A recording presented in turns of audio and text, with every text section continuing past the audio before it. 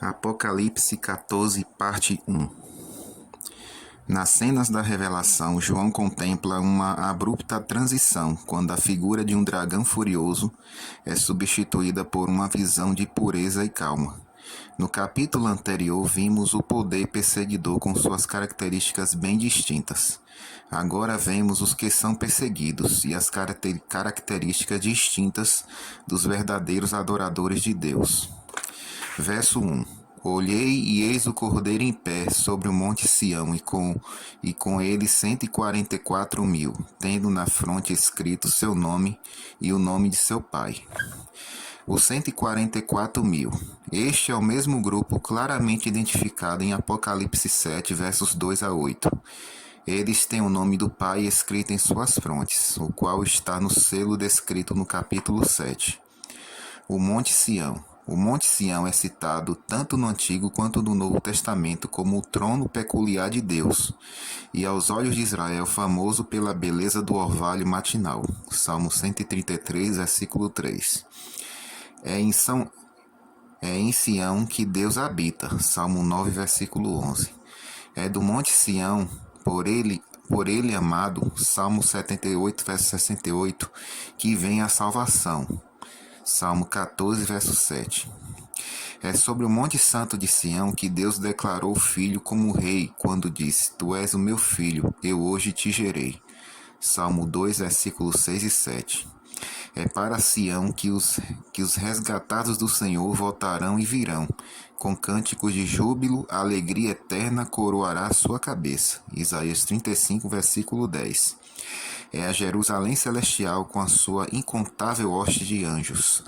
Hebreus 12, versos 22 a 24. Versos 2 e 3 diz: Ouvi uma voz do céu, como voz de muitas águas, com voz de grande trovão. Também a voz que ouvi era como de arpistas, quando tangem a sua harpa. Entoavam um cântico diante do trono, diante dos 4 seres viventes e dos anciãos. E ninguém pôde aprender o cântico, senão 144.000 que foram comprados da terra. O novo cântico. Este cântico é chamado de Cântico de Moisés e Cântico do Cordeiro. Apocalipse 15, versículo 3.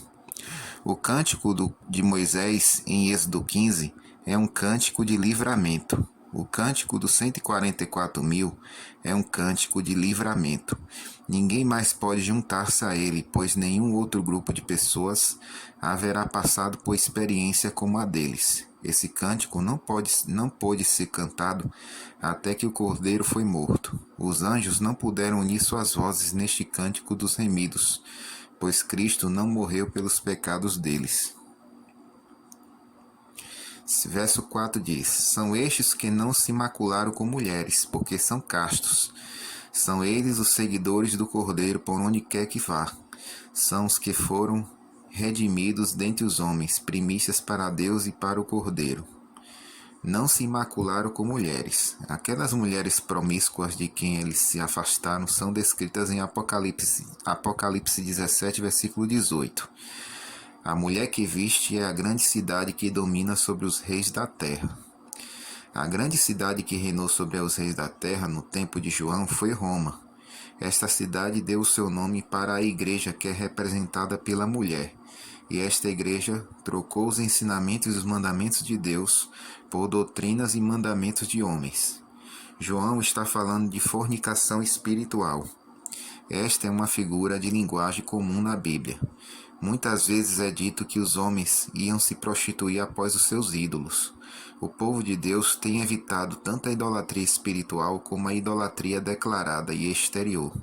Eles entregaram-se ao Senhor Jesus Cristo tal como uma virgem entrega-se ao seu marido. Renunciaram à infidelidade a Deus e à verdade divina. Infidelidade que o Antigo Testamento tantas vezes menciona como fornicação ou adultério espiritual. Seguidores do Cordeiro. Não há nada na vida do Redentor em que eles não tomem parte, seja no céu, seja na terra.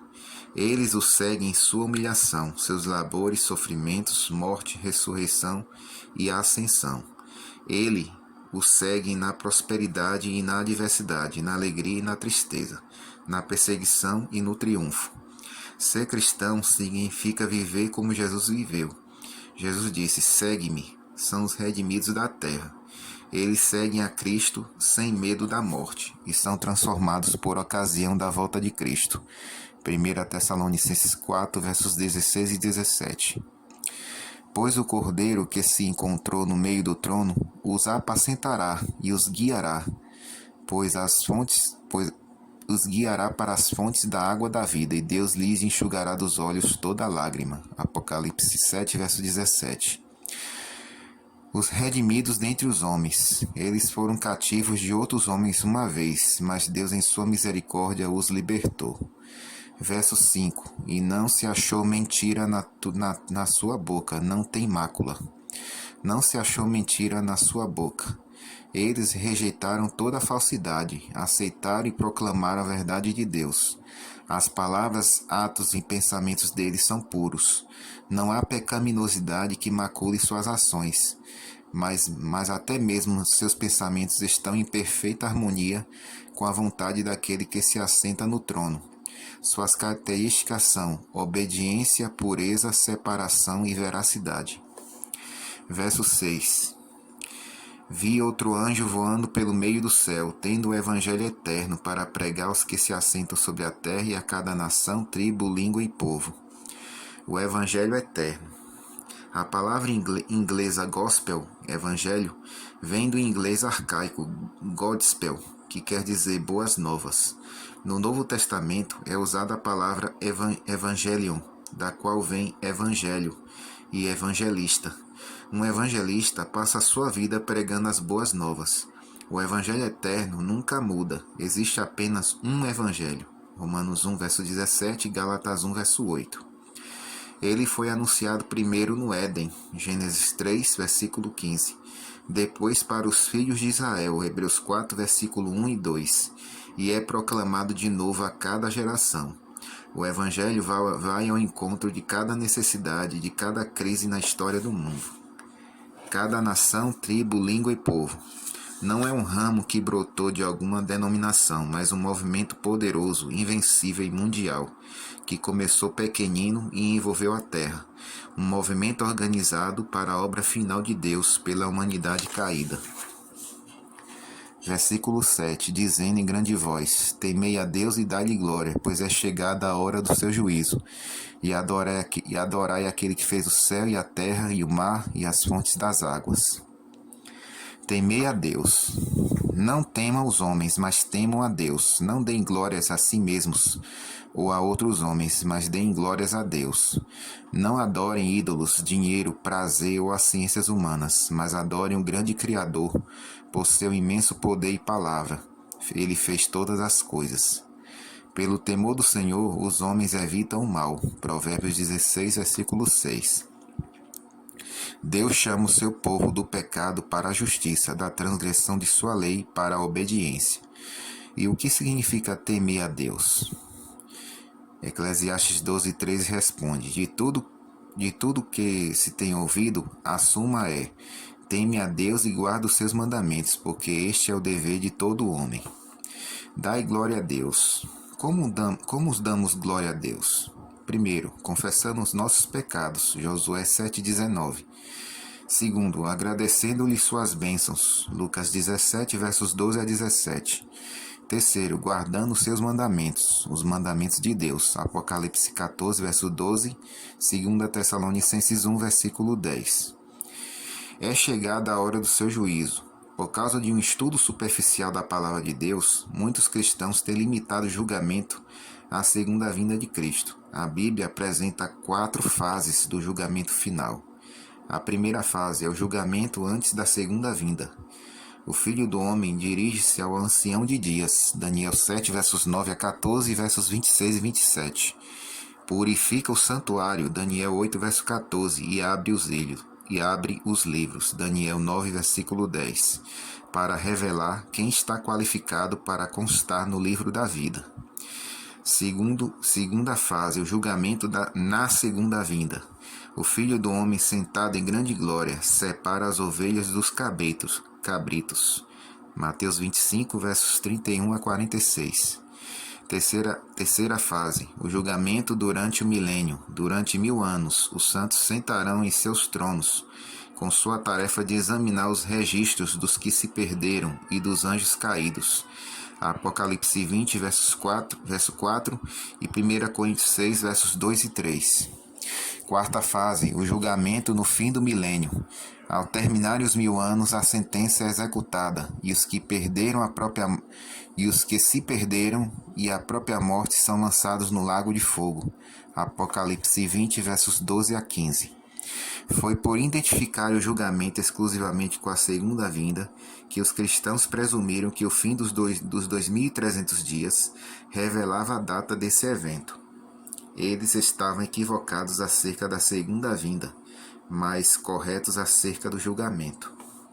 Um tempo marcado para o julgamento. Em seu sermão em Atenas, Paulo disse que Deus estabeleceu um dia em que há de julgar o mundo com justiça, por meio de um varão que destinou e acreditou diante de todos. Atos 17, verso 31. Havia um tempo definido para o julgamento. Este capítulo apresenta 4 eventos em ordem. Primeiro evento, a declaração de que chegou a hora do juízo. Segundo, o clamor de que Babilônia caiu. Terceiro, o aviso contra a adoração da besta e da sua imagem. E quarto, a vinda do Senhor para ceifar a terra. Em 1 Coríntios 15, versos 42 a 54, é mostrado que os justos ressuscitarão incorruptíveis e glorificados. Apocalipse 20, versos 4 a 6, diz que os bem-aventurados e santos têm parte na primeira ressurreição. Isto mostra que na ressurreição já foi tomada uma decisão a respeito dos justos de Deus. Tal fato é vigorosamente confirmado em Apocalipse 22, versos 11 e 12, quando o Salvador proclama sua sentença final. Para o justo, o julgamento está plenamente completo antes que o Senhor venha. Adorai o Criador. Este apelo para uma reforma na adoração a Deus está baseado nos termos do 4º mandamento. Ele cita as mesmas palavras do mandamento. É um apelo para adorar o Deus que fez o céu e a terra, o mar e tudo o que neles há, e ao 7º dia descansou. Por isso abençoou o dia de sábado e o santificou.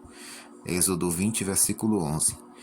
Uma vez que o registro bíblico da criação está sendo negado por tantos, e uma vez que o sábado de Deus, um sinal do seu poder criador, foi posto de lado pela humanidade geral, é vital que todas as pessoas e em todas as partes sejam chamadas para adorar o verdadeiro Deus, e assim fazendo aceitem o sinal do seu poder criador, que é o sábado do 4º mandamento.